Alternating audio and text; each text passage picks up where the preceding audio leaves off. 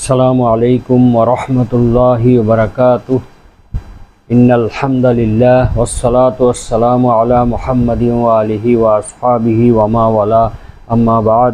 সম্মানিত দর্শক শ্রোতা, মুসলিম ভাই বোনেরা, আমরা দারসুল হাদিস অনুষ্ঠানের আজকে 19তম পর্ব নিয়ে আপনাদের সামনে উপস্থিত হয়েছি।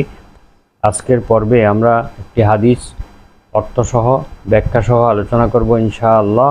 হাদিসটি বুখারী এবং মুসলিম শরীফে উল্লেখ রয়েছে কিতাবুল ঈমান বা বিশ্বাস পর্বে।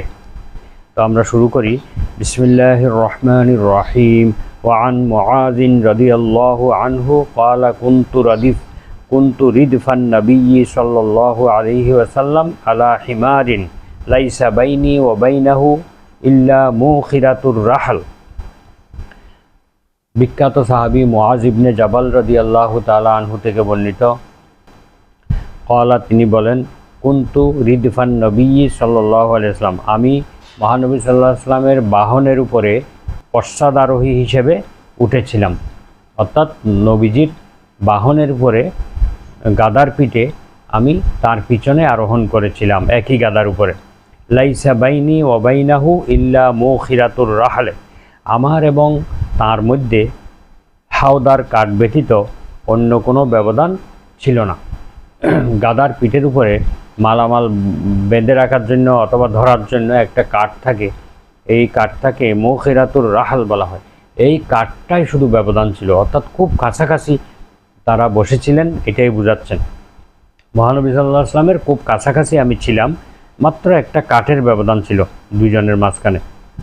ফাকালা ইয়া মুআযু, নবী অতঃপর রাসূল সাল্লাল্লাহু আলাইহি ওয়াসাল্লাম বললেন, হে মুআয, হাল তাদরি মা হাক্কুল্লাহি আলা ইবাদিহি, হে মুআয, তুমি কি জানো মা হাক্কুল্লাহি, আল্লাহর হক কি, আলা ইবাদিহি, তার বান্দার উপরে, ওয়ামা হাক্কুল ইবাদি, এবং বান্দার হক কি, আলাল্লাহি, আল্লাহর উপরে। অর্থাৎ বান্দার উপরে আল্লাহর হক কি এবং আল্লাহর উপরে বান্দার হক কি, তুমি কি জানো? কুলতু আল্লাহু ওয়া রাসূলুহু আ'লামু, অতঃপর আমি বললাম, আল্লাহ এবং রাসূলই এই ব্যাপারে ভালো জানেন।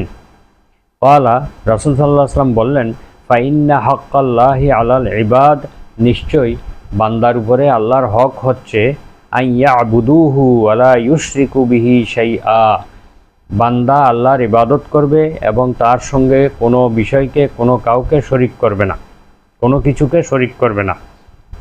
এটাই হচ্ছে বান্দার উপরে আল্লাহর হক, আল্লাহর প্রাপ্য।